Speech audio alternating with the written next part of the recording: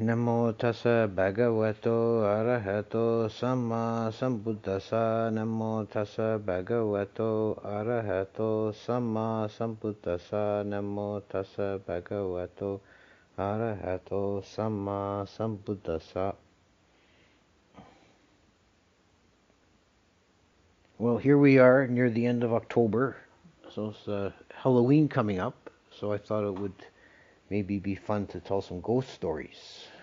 Oh, yeah.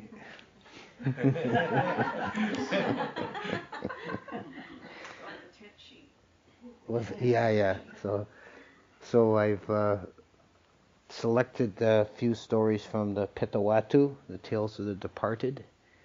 This is a short book in the Pali Canon that's written entirely in verse. This is similar in that sense to the Jatakas. The stories are from the commentaries and they're expansions on the verse. So the stories make up the bulk of what printed text. So to begin with, tell the story of the king of Surat, who lived sometime after the Buddha's departure, and he was returning with his army from a military expedition, and on their way back home, they took what they thought was a shortcut. They took a wrong road. And the king, looking ahead, he said, "This is a delightful road. It looks well watered, the beautiful trees, flowers abounding everywhere. Let's continue on this road." One of his advisors was wiser than him and thought, something wrong with this road. The wind has a sound like an inhuman cry, and there's a foul smell about. And then he looked around behind him and his hair stood on end, because the land they had just went over was not fair, pleasant, green land, but a dark, dismal swamp. And he alerted the king, "Your Majesty, we have stumbled into the realm of the Petas. This is an unearthly place." And the king looked around and he saw the same thing. And now all the greenery and everything disappeared, and they were surrounded by this dark, dismal swamp. And they went on for days like this, and the army became scattered, and they were running low on supplies. And after some time, it was only the king and his advisor that were together. And they lost all the rest of the army and dissipated away in different directions. And they were on the verge of starvation and dying of thirst. And they saw in the distance a green, what looked like a green mountain. And the king said, "Let's go towards that mountain." And as they approached, they saw it wasn't a mountain at all, but a monstrously huge banyan tree. And when they came close to the tree, a man dressed in resplendent robes covered in jewels and gems, dressed like a high-born nobleman, he came out from the branches of the tree and greeted them courteously, and with a snap of his finger materialized a table laden with food and drink and everything needful. And they sat and refreshed themselves, and they asked this mysterious person to tell his story. And he said that he had been a merchant in a nearby town, but he had been greedy and miserly and cruel, and he had never given to beggars, and he'd abused his neighbors, and he cheated in his dealings. And so when he died, he was to spend 500 years as a miserable Peta, and then he would fall to the lowest hell. But his daughter was a good, pious, and virtuous young woman, and after his death, she made merit, giving alms to the bhikkhus when they came through, and always dedicating the merit to her father. So by the power of this dedicated merit, he had this comfortable existence. But he said, alas, when 500 years is expired, there's no saving me. I shall then fall to the lowest hell, and there burn in the iron room of a Vichy hell, blazing with flames. And his daughter had just bought him a respite with her merit. So that this astonished and appalled the king, and he made a vow to always keep the precepts and be virtuous in the future. And the Peta showed him the road, the proper road to take to escape from this Peta realm. And after some further wanderings, he returned to his own kingdom, and he ruled righteously thereafter. There's another story about a man named Mata Windaka who lived in modest circumstances with his mother and father. And when his father died, he left behind him a small inheritance. And Mata Windaka thought that he would like to take this money and buy some goods and take to sea as a merchant and increase his wealth. But his mother opposed this plan. She said, "We have little enough as it is. We don't wish to risk our whole family fortune. And plus, if you're lost at sea, then what's to become of me?" And they quarreled about it. And this went on for some time. And in the end, Mata Windaka decided to ignore the wishes of his mother. And they had one last scene where she begged and implored him to stay, and he grew angry and he struck her down with a blow with his fist, and she fell to the floor. And not stopping to see whether she was alive or dead, he left the house with the wealth of the family in a sack, and he went down to the docks and took a passage on a ship to Sawanabhumi, the Golden Land. Probably Southeast Asia. It was always the sought-after land of wealth and opportunity for Indian merchants. There's many stories about voyages to Sawanabhumi, and usually they end in shipwreck or disaster of some kind or another. I don't think the ancient Indians were very good mariners.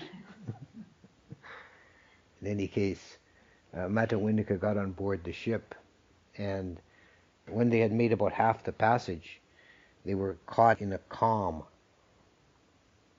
which in the days of sailing ships, this was one of the possible dangers of going to sea. The winds would fail and the ship would just sit there. And after many days of just sitting in the calm, the sailors said there must be a jinx aboard the ship. And they drew lots to see who was the person who had the evil karma that was causing this calm. And the lot fell on Mata Windaka, so they threw him overboard. And immediately he was off the ship. The wind blew up and the ship sailed away merrily and leaves the story. Mata Windaka, hanging onto a plank of wood, survives for a day, and then he saw an island in the distance. And he paddled to get to the island and came ashore on the island. There was a crystal palace. And inside were 4 maidens of unearthly beauty. And they took him in and tended to him and looked after him and gave him all needful things. And he enjoyed sensual pleasures for 7 days. And then all the maidens turned into ugly, ferocious petas. And he immediately got back on his plank and paddled out. Paddled back out to sea. And in another day he came to another island, and this one had a palace of silver and 8 maidens. And the same thing happened as before. After 7 days of enjoying pleasures, they turned into horrible monsters and he paddled away. Then he came to another island that had a palace of gold and 16 maidens. And you guess what happened?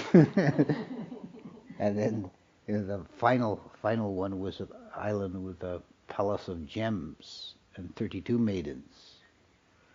And again in 7 days they turned into ferocious, ugly petas. These women were what are called Vimanapetas.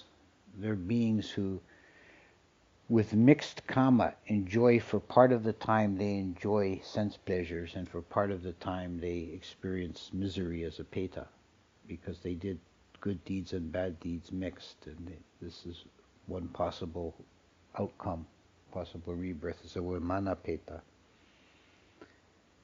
So now Mata Windaka paddling out to sea for the last time, and he came now to a very broad landscape, and he saw a golden city on a hill, and he thought, this looks paradisical. I'm going to go here and settle here, and perhaps I can make myself king of the place. And he walked inshore for a little while, and he saw standing there a man wearing on his head a wreath of beautiful lotus flowers. And the man was singing sweetly. But the reality is all this was a false perception. That he'd actually come to Usada hell, Usada Naraya, one of the iron hells. And this man was not singing sweetly, he was moaning in pain. And the lotus flowers was actually a wreath of razor wheels digging into his head. Well, Mata Windaka then challenged this man. He said, "Good sir, you've worn those lotus flowers long enough. Give them to me." And the man said, "These are not lotus flowers, they're razor wheels." He says, "You lie. You just wish to keep them for yourself. Hand them over." So then the fellow thought, it must be that my karma has come to an end. Perhaps this fellow has abused his mother just as I did. And then he took off his razor wheel and handed it to, put it on the head of Mata Windaka, and immediately his perception cleared, and he saw he was wearing razor wheels digging into his head, and he was in the horrible dark hell full of flames and smoke. And he called out, take these back, but the man was gone, and that was the end of Mata Windaka. Yeah. Now, third story, just a short anecdote really. The Arahant monk Samkicha was walking once with one of his disciples, and they saw a procession of unearthly beings going from south to north. At the head of the procession, riding on a white elephant, was a young man, gorgeously dressed, very handsome and noble in appearance. And behind him was another similar figure riding in a chariot pulled by 4 white horses. And behind that was a very beautiful young woman dressed in finery, being carried in a golden litter. And behind that there were 2 ugly creatures, dark, deformed, gnarly, each carrying a big heavy mallet. And as they walked along, they were striking each other with the mallets, and that would open wounds from which blood and pus oozed out, and they would greedily lick and suck at the wounds because of their great hunger and thirst. And the disciple asked Samkicha, "What on earth are we seeing here?" And Samkicha told him, "These 5 were a family. The 2 at the back were mother and father, but they were evil-minded and quarrelsome. And the 3 at the front were the children, and they were good and virtuous. And at one time there was a terrible storm, and the house they were in was old, and some of the timbers were decayed, and the house collapsed and killed them all. And now they exist, 3 of them as Bhumadevas and 2 as miserable Petas. And they're going now to an assembly of yakas in the Himavant." Sometimes there'd be these, perhaps still are, assemblies of all these beings in the Himavant, in the far north, in the mountains. They would come, all these kinds of beings would come for the great assembly. The last story that I picked out involves a group of people, 500 couples, so 1,000 altogether, that had formed a society or gotten together to make merit. And the men would give some of their wealth to their wives, and the wives would travel around to monasteries and make offerings. And on one of these journeys, one of the women, while they were staying overnight at an inn, she was seduced by some scoundrel and spent the night with this rogue, committed adultery on her husband. And the word got back to the husband, and he accused his wife of cheating on him. And she said, "If I have betrayed you, then in my next life may I be devoured by a crop-eared dog like this one." So the little dog they had there, she's pointing at. And the husband was somewhat mollified, but he made inquiries amongst the other women, and they all said the same. They said, "She's innocent. She did nothing. If I'm lying, may I be reborn as a slave." So when time passed and this woman died, she was reborn. She became a Wamanapetta because of her many good deeds. She was reborn in a gorgeous mansion by a lotus pond up in the Himawa. And one by one, her companions, the other 500 women, or 499 women, they all died and were reborn in the same place as her slaves. So she was attended by all these servants, as handmaidens, and she lived in this gorgeous mansion. But every night, after sundown, she felt compelled to go outside and stand by the lotus pond. And then this enormous black dog would creep out of the bushes and tear her to shreds and devour her until nothing was left but a skeleton. And with his snout, he'd push the bones into the lotus pond. And just before sunrise, the bones would reassemble and she'd become whole again. And she'd go back into the palace. So by day she enjoyed sensual pleasures and ease and comfort. And by night she was devoured by this dog. And it came to pass, after she had been in this place for more than 500 years, that a prince from one of the Indian kingdoms was hunting in the Himavant, and he came across her palace. And she invited him in, and they fell in love, and he lived with her, and they lived as husband and wife. And by the magic of the place, his own life was extended. He seemed to be ever youthful, and 150 years passed, and he always wondered where she went at night. She told him not to follow her. Don't pay any attention to where I go at night. And he seemed to put up with this arrangement for a long time. It was like 150 years. And then he got curious. So where does she go every night? And he followed her and he saw what happened.